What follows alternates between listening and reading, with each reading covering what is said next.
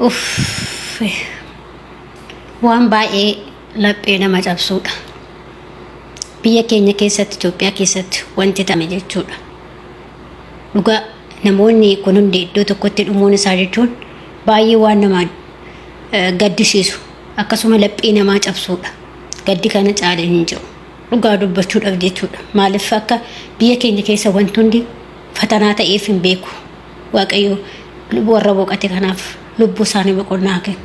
Dhugaa dubbachuudhaaf waan baay'ee namatti dhaga'amudha. Akkuma suuraa irratti argaa jirtan kana biyya keenya keessatti bokkaan gara malee roobee rooba sanirraan immoo taphaarraan mucucaatanii lafti zigiggiidhan jechuudha. Lafti zigig jedhee mucucaatee jechuudha. Lafti kuni namni muraasni achi keessatti mucucaatanii yookiin zigiggiisanii boqotanii irra biyyeen garagalee boqotan jechuudha. Namoonni immoo hedduun isaanii jechuudha. Namoonni hedduun immoo lubbuu jara kanaa baraarra jedhanii raawwatanii ofii isaaniillee itti dabalan jechuudha. Dhugaa waan baay'ee laphee nama cabsu jechuudha. Waaqayyoon lubbuu isaaniif boqonnaa haa kennu. Dhugaa waan baay'ee nama gaddisiisudha jechuudha. Dhugaa nama 300 oli kan iddoo sanitti dhumanii harga hammaa kun reeffi isaanii achi keessaa namoonni hedduun kan argaa jirtanii achi keessaa baasaa jiran jechuudha. Dhugaa waaqayyo jechuudha. Waan baay'ee baqqaan hin beeku. Ganda gana ga'u hin jira jedhee yaadu dhugaa waaqayyo jechuudha. Namni 300 gisee tokkicha daqiiqaa muraasa keessatti yoo bakka tokkotti dhabamu maalidha? Yaa waaqayyooti nu yaadadhu. Namoonni kun isaan irra caalan isaanii namoota boqota san baafna jedhanii namoota sigiggiidhanii dhuma san baasna jedhanii isaanillee lubbuu isaanii dhaban jechuudha. Dhugaa waan baay'ee nama gaddisiisu. Hanga kana irratti immoo mootummaan agaammaa ambulaansii takka wanti isaaniif godhe hin qabu jechuudha.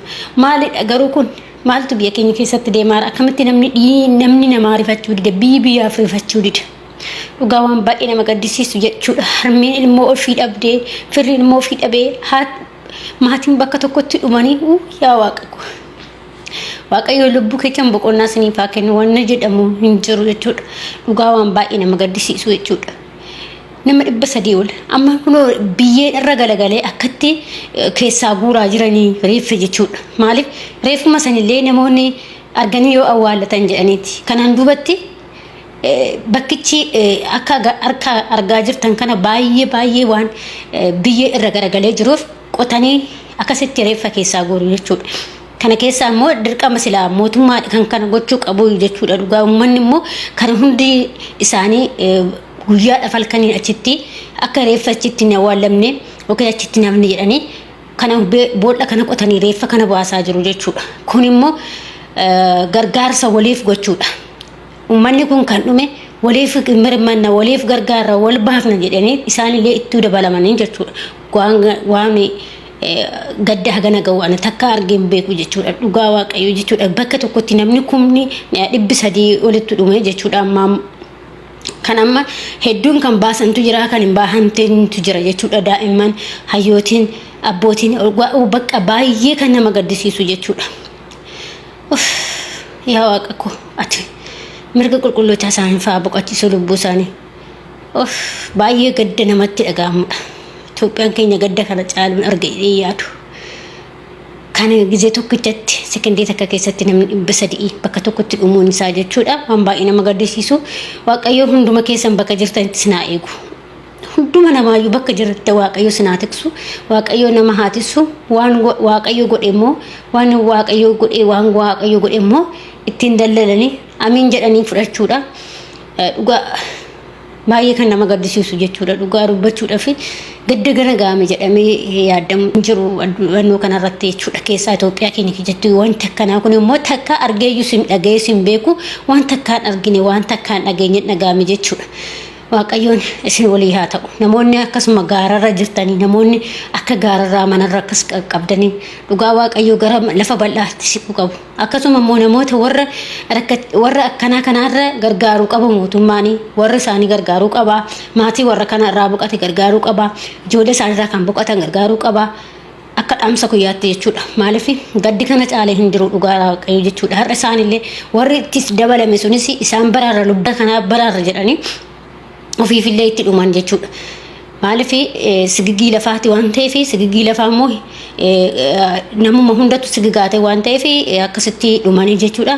Waaqayyoon immoo mirga qulqullootaa isaanii boqochiisu lubbuu isaaniif boqonnaa kennu jannataan isaanii qananiisu akkasuma maatii fi firoottan isaaniitiif hundumaaf waaqayyo jajjabina hawwu kennu fi ummata Itoophiyaa hundumaaf iyyuu jajjabina haa kennu waan baay'ee nutti dhagahameedha dhugaa dubbachuu fi daa'imti xiqqoonis jaarsis jaartinis jechuudha namoota hunduma isaanii achitti dhumanii jechuudha. Dhugaa dubbachuuf gaddi kana caalee hin jira jedhee iyyuu yaaduun dhugaa waaqayyo jechuudha.